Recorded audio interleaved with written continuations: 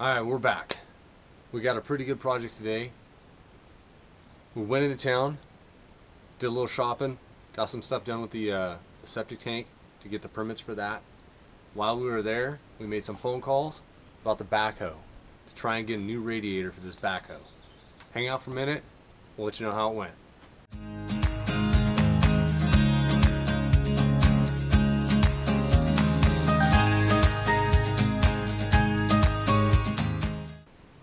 Making phone calls, the first phone call we made was to the Case dealer, which I believe is down in Oregon, probably about 2.5 hours away. It's the closest one to us that we could find. There might be one closer, but the closest one we could find at the time.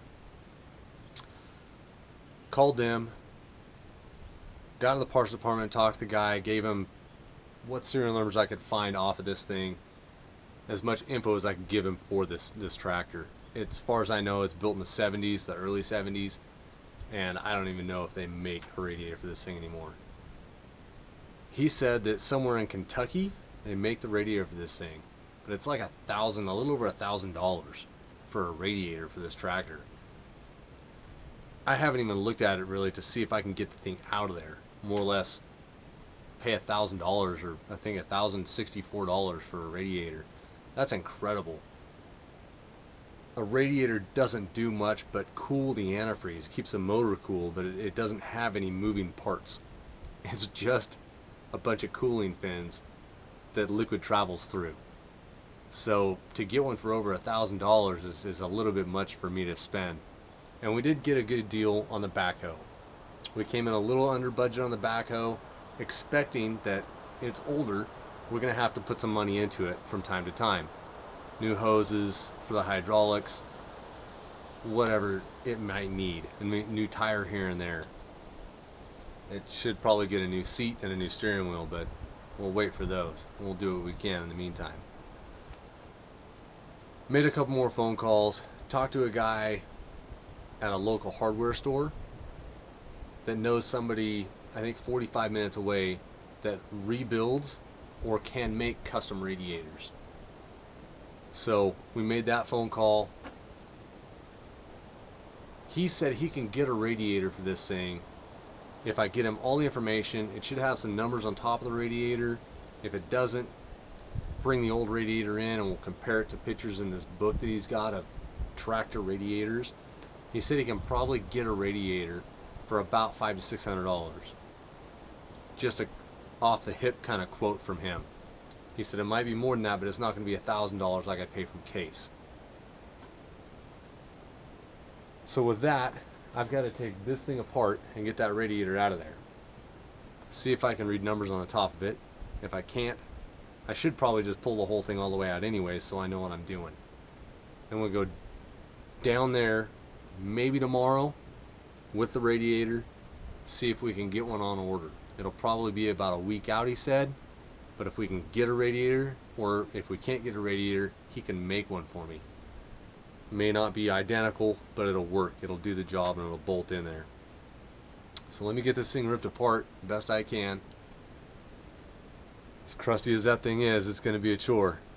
But hang out, we'll get that thing ripped apart, get the radiator out of it, get things started. Alright, so first things first, take the radiator cap off. I don't know how this panel comes off, but I'm pretty sure this panel's got to come off so you can lift the radiator out of the top. Take the cap off the radiator. I took the clamp off this exhaust. It has a little clamp, squeeze type clamp for the exhaust. So I take that off and the exhaust slides right up and out. You can set that off to the side. Now this cutout looks like it's big enough to fit around this air cleaner. So I'm going to leave this on if I can. If I have to later, I'll take it off. And then I've got to find all the bolts that go around to hold this upper cover on. One other problem I found, it looks like there's spot welds that hold this upper cover to the gas tank. And I don't really want to take the gas tank all the way out. So I'm going to try and find a way around that. But for now, I'm going to take some of these bolts out. Some of the bolts are already missing. Take the rest of the bolts out, see if I can get this kind of loose. So this will slide around and and this upper cover will pop off and give me access to that radiator. So hang out for a minute. Let me take some of these bolts out. Alright, so I got I think there are 4 bolts out of the 6 that were, maybe 8 that were supposed to be there. And they were all different sizes, so using my whole bag of wrenches, ended up getting this thing loose. So this is pretty loose. And it looks like it slides forward to come out from behind here. I thought it was spot welded on there, but it might just be a slide that's spot welded to it to hold it. So we're going to see if we can get this thing out from underneath the gas tank without taking the big air cleaner off. Alright, so I got the upper cover off. It's leaning up against the Connex box over there. It just unbolts. What looked like spot welds back here were just divots in the metal. They just sit on there nice and snug. So what I'll probably do, get some paint that up and put a little foam rubber gasket there or something to keep it from rubbing on there all the time. It'll keep it quiet too.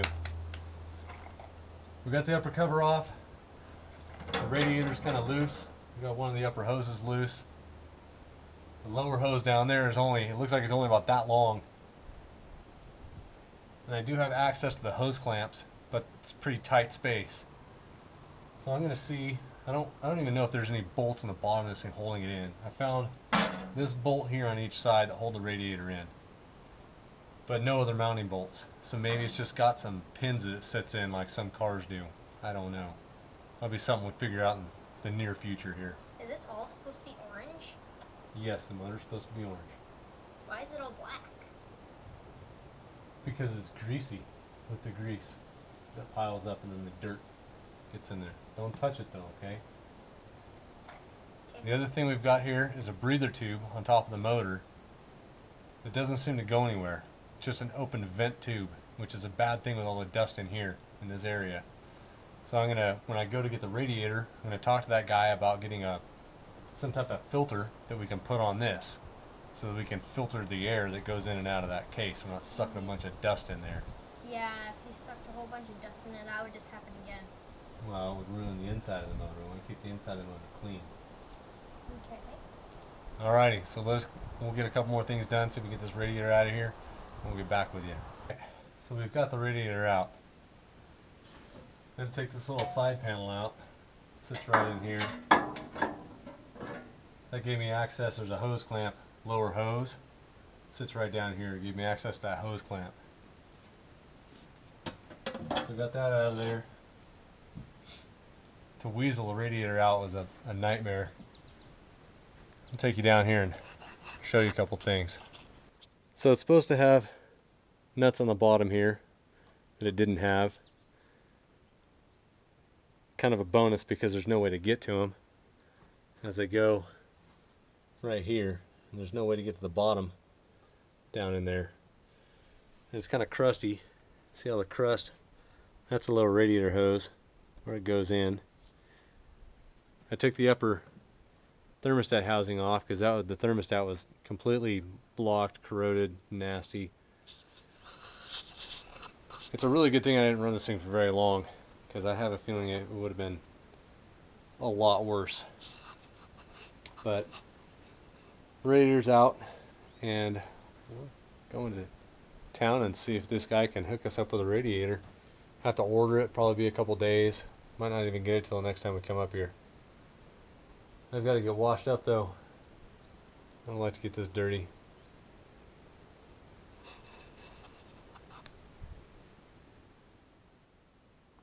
Just to show you the radiator, it's all caved in here, beat up. This has got to be the original radiator because it's metal, it's brass and aluminum. I can't imagine that this has ever been replaced before, just with the looks of it and how much corrosion was inside it. Here's the number plate that the guy was asking me if I had seen. The numbers on this tell him the correct radiator to order. As you can see, the lower radiator hose, it's only 3.5–4 inches long, and it sleeves into both places. And then this radiator is stuffed behind this, so you can't pull the radiator this way because of this block right here that holds a hydraulic pump. So it's a little bit of a weaseling operation to get it out of there, but hopefully from here we can get a new radiator and get it put in. Might be the next week or so. We'll get it done though. I need this backhoe to be able to dig up stumps, level out the driveway, dig our septic system, footings for the house, all that stuff. This backhoe was a major investment for a reason. I could use it a lot. So we'll get this thing hooked up, get a new thermostat, get this system all cleaned out, see if we can run a bunch of water through it to blow some stuff out if we can, and get the new radiator put in. Thanks for following along, guys. If you like the channel, hit the subscribe button if you're not a subscriber already. Hit that thumbs up button for me. Help this video get out there. Leave a comment. Help the channel grow. Tell your friends about it. Just getting started here, guys. Thanks for watching. Go make something.